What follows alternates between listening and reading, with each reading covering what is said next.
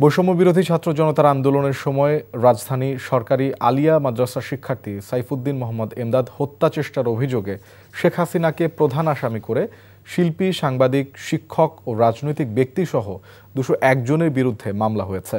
ঢাকার metropolitan magistrate Mohammad Monirul ইসলামের আদালত অভিযোগটি গ্রহণ করে শাহবাগ থানাকে এজাহার হিসাবে গ্রহণের নির্দেশ দেন। মামলার 14 অভিনয় শিল্পী হলেন অভিনেতা রিয়াজ, ফেরদৌস আহমেদ, চঞ্চল চৌধুরী, মামুনুর রশিদ, অভিনেত্রী মেহের আফরোজ শাওন, অরুণা বিশ্বাস, জ্যোতিকা জ্যোতি, শামিমা তুষ্টি, শমী কায়সার, সাজু খাদেম, আসনা হাবিব ভাবনা, সোহানা সাবা, রোকেয়া প্রাচী ও অভিনেতা জায়েদ খান। আসামির মধ্যে কালবেলা সম্পাদক সন্তোষ শর্মা, এটিএন নিউজের মুন্নি সাহা সহ 15 জন সাংবাদিকের নাম রয়েছে। শিক্ষকদের মধ্যে জাফর ইকবাল, জবির সাবেক ভিসি মিজানুর রহমান, মুনতাসির মামুন সহ 13 জনের নাম রয়েছে। এছাড়া গণজাগরণ মঞ্চের ইমরান এইচ সরকার ও লাকি আক্তারকে এ মামলায় আসামি করা হয়েছে।